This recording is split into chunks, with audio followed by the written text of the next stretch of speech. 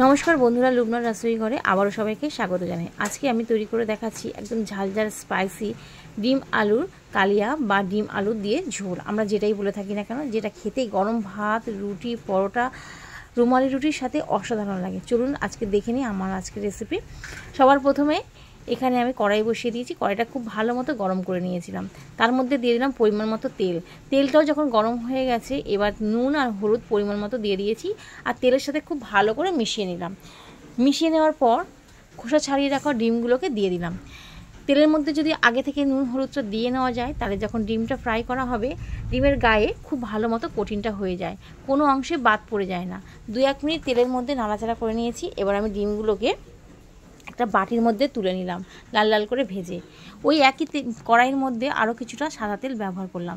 তেলটা যখন আবারও একটু গরম হয়ে গেছে, তাতে এবার দিয়ে দিলাম ডুমো করে কেটে রাখা আলু। আমি এখানে আলুর সাইজগুলো খুব বেশি বড় রাখিনি, যেহেতু আমি ঘরোয়াভাবে তৈরি করছি, মিডিয়াম সাইজের রেখেছি। আলুগুলোকে দিয়ে তেলের মধ্যে ভালো করে প্রথমে মিশিয়ে নিলাম। এখানে আলাদা করে আমি আর লবণ ব্যবহার করব না, কেননা আগের যে আমি ডিমটা ফ্রাই করেছিলাম সেই লবণটা অনেকটা পরিমাণে কড়াইয়ের মধ্যে ছিল। সামান্য পরিমাণে হলুদটা দিয়ে 2-3 মিনিট ঢাকনা চাপা দিয়ে একটু লাল লাল করে ভেজে নিয়েছি। যখন ডিমের মধ্যে সুন্দর একটা কোটিং ধরতে শুরু করেছে, তখন আমি ডিমগুলোকে তুলে দিলাম। ওই একই কড়াইয়ের মধ্যে আবারও কিছুটা সাদা তেল যোগ করলাম।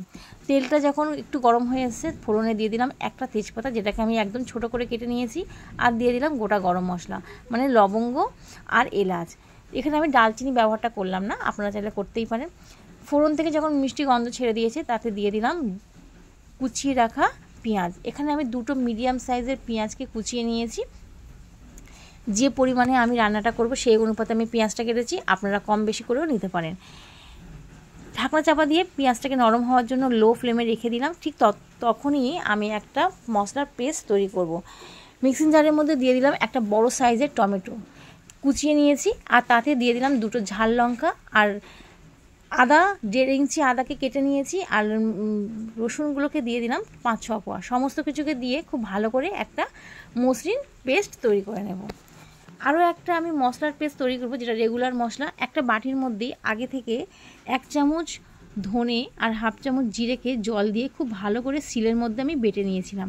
তার মধ্যে এবার দিয়ে দিলাম হলুদের গুঁড়ো 1/2 চামচ, কাশ্মীরি লঙ্কার গুঁড়ো দিয়ে দিলাম 1/2 চামচ, আর ঝাল লঙ্কার গুঁড়ো দিলাম 1/2 চামচেরও কম। বেশ কিছুটা জল দিয়ে সমস্ত মশলাগুলোকে ভালো করে জলের মধ্যে গুলে নিচ্ছি, যাতে মশলাগুলো একটু নরম হয়ে আসে। এদিকে আমি কড়াইয়ের ঢাকনাটা খুলে দিচ্ছি। খুব ভালো মতো পেঁয়াজটা ভাজা হয়ে এসেছে। আমি 2-1 বার ঢাকনাটা খুলে নাড়াচাড়া করে নিয়েছিলাম। এবার তাতে দিয়ে দিলাম মশলা গুলে রাখা জলটা, দিয়ে ভালো করে মিশিয়ে দিলাম। মিডিয়াম ফ্লেমে মশলাটাকে খুব ভালো করে কষিয়ে নিতে হবে, যতক্ষণ না মশলা থেকে তেলটা ছাড়তে শুরু করে। 3 থেকে 4 মিনিট ধরে আমি মশলাটাকে মিডিয়াম ফ্লেমে কষিয়ে নিয়েছি। ভালো করে তেলটা ছেড়ে দিয়েছে। এবার তাতে দিয়ে দিলাম যে টমেটোর পেস্টটা তৈরি করেছি, সেটা দিয়ে আবারও কিছুক্ষণ কষিয়ে নেব, যতক্ষণ না মশলা থেকে তেলটা ছাড়ে। আর যতক্ষণ মশলাটা কষানো যাবে, মশলার রান্নার স্বাদটা খুবই ভালো আসবে। মশলাটা খুব ভালো মতো কষানো হয়ে গেছে, তেলটাও ছেড়ে দিয়েছে। এবার তাতে দিয়ে দিলাম ভেজে রাখা আলুগুলোকে দিয়ে মিডিয়াম ফ্লেমে এটাকে ভালো করে কষিয়ে নেব। খুব ভালো করে আলুগুলোকে মিশিয়ে নিয়েছি, আর তারপর ঢাকনা চাপা দিয়ে আরও কিছুক্ষণ কষিয়ে নেব। তারপর ঢাকনাটা খুলে আলুগুলোকে ভালো করে মিশিয়ে নিচ্ছি।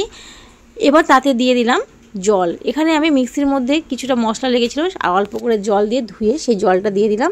দিয়ে সমস্ত কিছু ভালো করে একবার মিশিয়ে নিলাম। তারপর আবারও ঢাকনা চাপা দিয়ে মিডিয়াম ফ্লেমে এটাকে 3 মিনিটের জন্য ফুটিয়ে নিলাম, যাতে আলুগুলো ভালো মতো একটু নরম হয়ে আসে। এবার তাতে দিয়ে দিলাম পরিমাণ মতো লবণ। লবণটা বুঝে দিতে হবে, কেননা আলুটা ভাজার সময়ও কিছুটা লবণ ব্যবহার করেছিলাম। আমি একটা আলু ভেঙে দেখিয়ে দিচ্ছি। এখনও আলুটা খুব ভালো মতো সিদ্ধ হয়নি, একটু শক্ত আছে, সেই জন্য আবারও একদম লো ফ্লেমে 2-3 মিনিটের জন্য ঢাকনা চাপা দিয়ে রেখে দিয়েছিলাম। দেখুন গ্রেভিটা একদম শুকিয়ে এসছে, মশলাটা থেকে তেলটাও ছেড়ে দিয়েছে। আবারও সব কিছু ভালো করে একবার মিশিয়ে নিলাম। আমরা যদি শুকনো আলুটা খেতে চাই, তাহলে এরকম অবস্থায় শুধুমাত্র আলু দিয়ে আমরা তরকারিটা করে নামিয়ে নিতে পারি। যেহেতু আমি ডিম দিয়ে করছি, একটু রসা রসা করব, সেই জন্য আমি এখানে ডিমগুলোকে আলুর মধ্যে দিয়ে ভালো করে কষিয়ে নিচ্ছি, যাতে আলুর ফ্লেভারটা ডিমের মধ্যে ভালো মতো ঢুকে যায়। ঢাকনা চাপা দিয়ে 2-3 মিনিট ভালো করে এটাকে কষিয়ে নিয়েছিলাম। কোনো রকম এখন জলের ব্যবহার করিনি। 2-3 মিনিট পর ঢাকনাটা খুলে দিলাম। এবার আমি এখানে পরিমাণ মতো জলের ব্যবহার করব। যেহেতু আমি একটু ঝোল রাখছি ভাত দিয়ে খাওয়ার জন্য, সেই জন্য পরিমাণ মতো এখানে ঝোল দিয়ে দিলাম। দিয়ে সব কিছু ভালো করে মিশিয়ে নিচ্ছি। এবার হাই ফ্লেমে তরকারিটাকে ফুটিয়ে নেব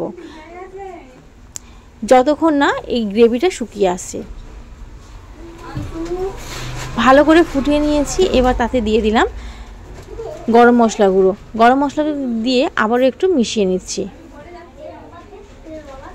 এবার তাতে দিয়ে দিচ্ছি আগে থেকে কুচিয়ে রাখা ধনেপাতাটাকে দিয়ে হাই ফ্লেমে এটাকে ফুটিয়ে নেব। তারপর গ্যাসের ফ্লেমটাকে বন্ধ করে দিয়েছি। দিয়ে কিছুক্ষণ স্ট্যান্ডিং টাইমে রাখার পর আপনাদের সাথে পরিবেশন করছি।